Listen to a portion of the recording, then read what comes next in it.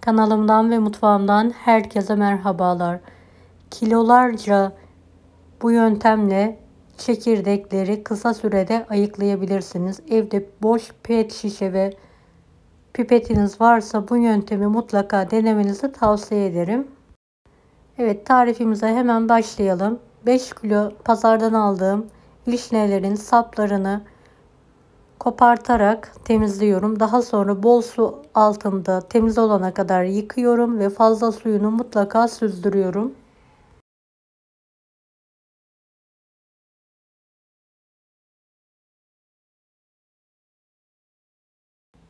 Evet, tüm vişnelerimi ayıkladım, temizledim ve yıkadım.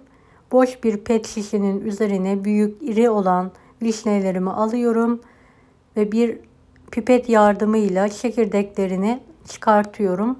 Bu yöntemle gerçekten çok kolay oluyor. Mutlaka denemenizi tavsiye ederim. Vişneyi, kirazı bu yöntemle ayıklayabilirsiniz.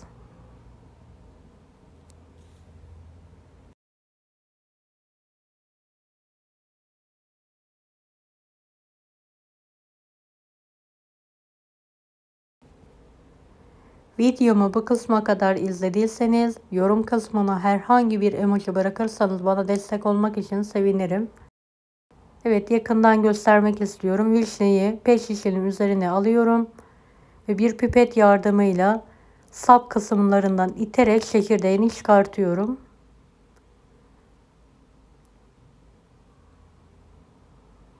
Sizler de bu yöntemi deneyebilirsiniz evinizde. Vişne çıkarma aparatınız yoksa mutlaka deneyin. Evet, diğer tekniği de göstermek istiyorum. Eğer pet şişeniz ve pipetiniz yoksa bir kilitli iğnenin ucuyla çekirdekleri çıkartabilirsiniz. Sap kısmından kilitli iğneyi geçirerek çekirdeğini hemen çıkartıyorum. Eğer vişneleriniz büyükse pipetle çıkarmanızı tavsiye ederim. Küçükçe kilitli iğneyle çıkartabilirsiniz. İki yöntemle de gerçekten kolay oluyor.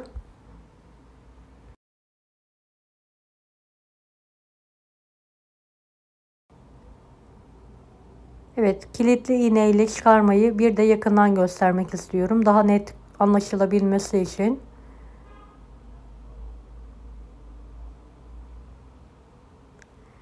Evet, sap kısmından kilitli iğneyi geçiriyorum ve çekirdeğini kolaylıkla hemen çıkartıyorum. Çıkardığım vişneyi 2 kilosunu büyük bir tencereye alıyorum suyuyla birlikte. 2 kilo da toz şeker ekliyorum üzerine.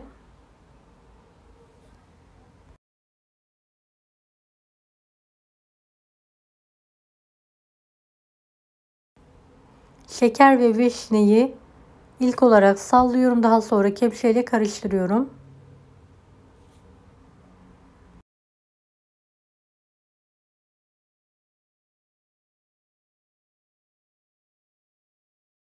Kapağı kapalı bir şekilde buzdolabında bir gece sulanması için bekletiyorum.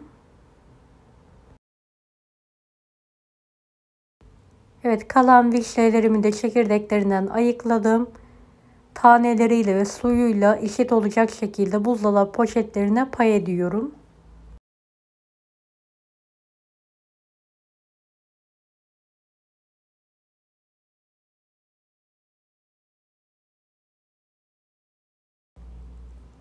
Daha sonra ağızlarını hava almayacak şekilde kapatarak buzluğa atacağım. İhtiyaç zamanı çıkartarak ister reçel ister hoşaf yapabilirsiniz. Buzlu bir şekilde çözdürmeden direkt istediğiniz tarifi uygulayabilirsiniz.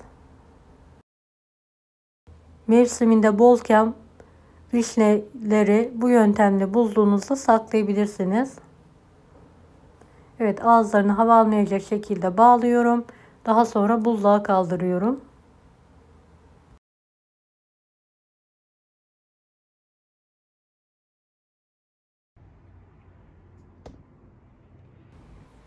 Evet, bir gece beklettiğim vişneleri buzdolaptan çıkardım. Ocağın üzerine alıyorum. Şeker eriyene kadar karıştırıyorum.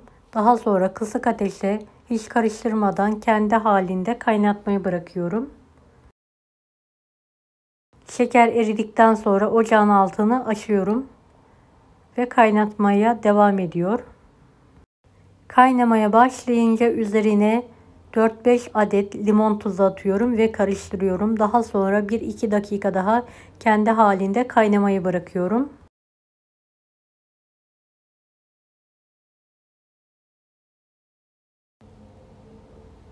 Evet, kaynadıktan sonra 1-2 dakika daha sonra altını hemen kapatıyorum. Çok fazla kaynatmıyorum. Renginde bozulma olmaması için önemli bir püf noktasıdır. Vişne reçeli fazla kaynamaz. Evet, 1-2 dakika kaynadıktan sonra altını kapatıyorum. Kendi halinde soğumayı bırakıyorum. Evet, ertesi günü ki kıvamını göstermek istiyorum. Buzdolabında beklettim. Gördüğünüz gibi tam kıvamında, rengi muhteşem oldu. Lezzeti de harika. Çok fazla kaynatmadığımız halde kıvamı tam yerinde oldu gördüğünüz gibi. Artık kavanozlara alabilirsiniz. Kavanozları doldurduktan sonra kenarlarını temiz bir bez yardımıyla siliyorum. Kapaklarını kapatarak sıkıca kapatıyorum ve buzdolabının alt kısmında saklıyorum.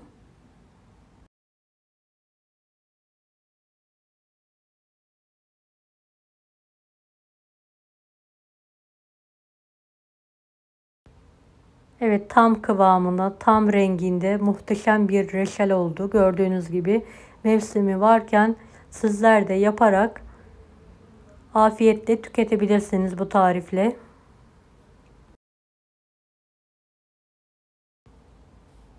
Özellikle soğuk olarak kavanozları alırsanız kıvamında asla bozulma olmaz. Sıcakken kavanozları kapattığımızda sulanma oluyor reçellerde ve kıvamında bozulma olabilir.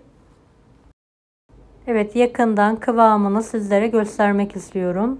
Bol taneli ve suyu bol olan lezzetli bir reçel tarifi verdim sizlere. Mutlaka denemenizi tavsiye ederim. Deneyecek olanlara şimdiden kolaylıklar dilerim. Kanalıma ücretsiz abone olmayı unutmayın. Bir dahaki videolarda görüşmek üzere. Allah'a emanet olun. Hoşça kalın.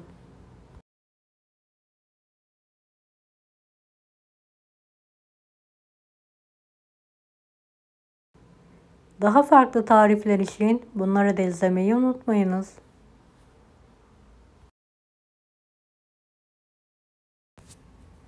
Afiyet şifa olsun herkese.